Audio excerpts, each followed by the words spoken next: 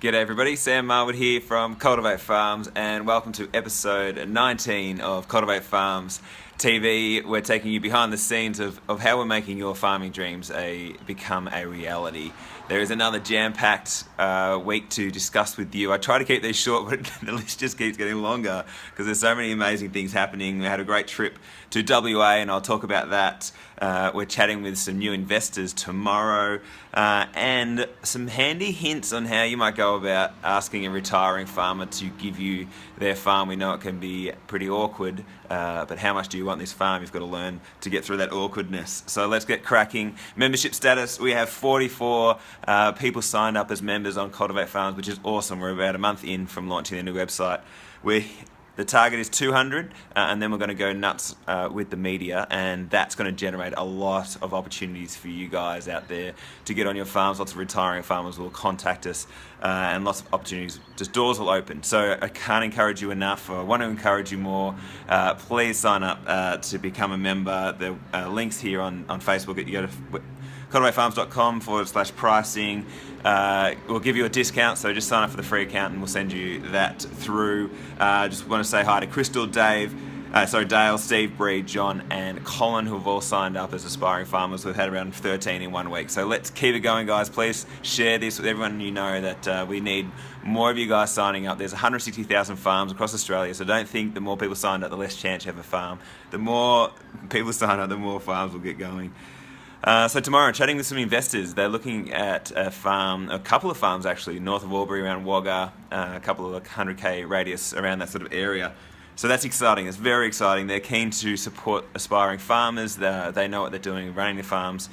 So I guess that's just to emphasise to you that these are sort of opportunities that will keep popping up just randomly. We'll get random phone calls. You never know what's going to happen.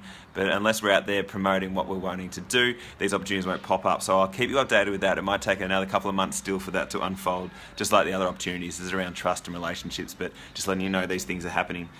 Podcast, we are continuing to upload onto the podcast, so this will go on to a podcast and we'll put up all of other bits and bobs across the last year or so that we've been doing on video, etc. So please jump on and sign up to the podcast. Would love you to review it if you have 1 minute. I think it takes about that long. Click on there, rate it. Don't care what you rate it, just as long as you give us some feedback, and that helps with us getting the word out as well. And we'd love any feedback on the podcast and how we can improve it. So I had the chance as well to head to Western Australia. Only the second time I've been there. Went to Fremantle and presented at Ag Connect WA, which is the young farmers section of the Western Australian Farmers Federation.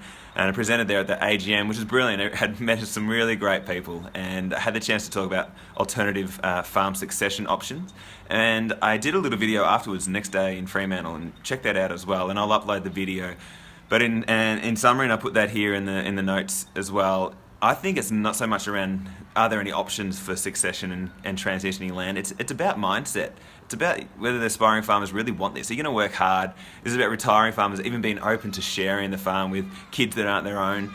And it's a big one, a really big one, is the ag industry itself. Is how open are you to supporting aspiring farmers, to supporting businesses like Cultivate Farms in really kicking off this rejuvenation in farming as the #1 career option for people by removing barriers to capital.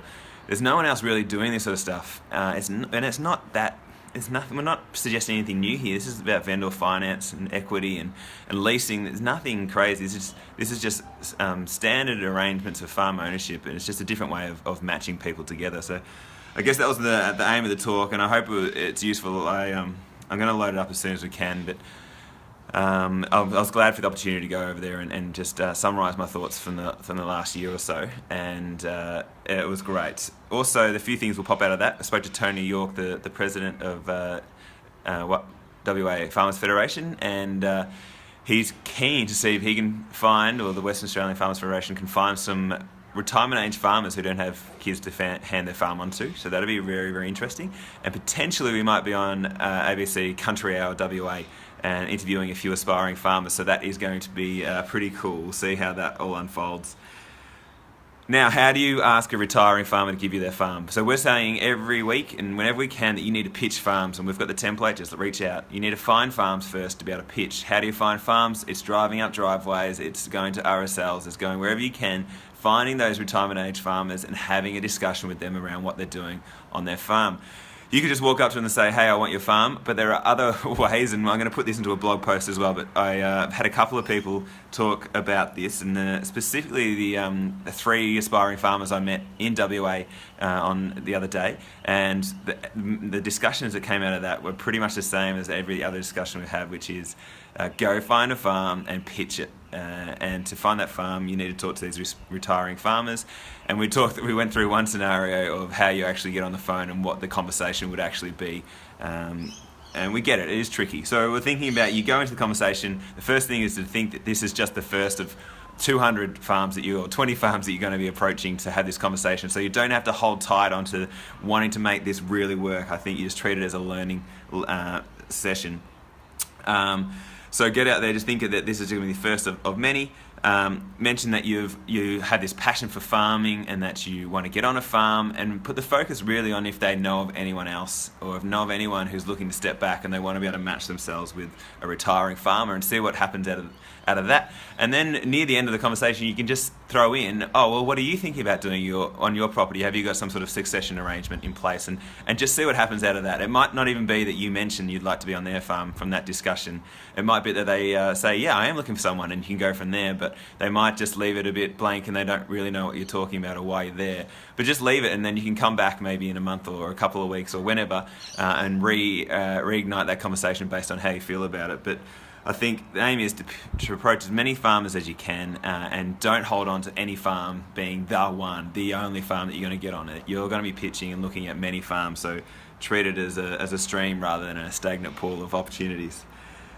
And then lastly, I just want to quickly go through some FAQs. So over the last year or so, we've had lots of people emailing us, 250 aspiring farmers, and every one of them had a question. So I thought let's turn it into FAQs and put it on the website. So I'll just go through a few that we have received. So what states does Cultivate Farms operate in? Basically anywhere. Everywhere in Australia. If there's a farm up for grabs, we want to help out getting young people onto it. Is there an age limit for aspiring farmers? So even though I just said young farmers then, the word we use now is aspiring. There is no limit to the farmers or age limit to the farmers we will support. If you want to get the cash to get on that farm, we're here to help. So there's absolutely no barriers. I'm going to leave it there. Gang, there is a lot going on. I hope you guys are constantly thinking about what you're doing to get on your farm. If not, let me know what you need to get yourself sparked up. Get out there, find farms, pitch them.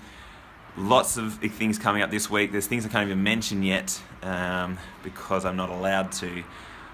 But life is good. I hope you guys are pumped, and keep in touch, and we'll speak soon.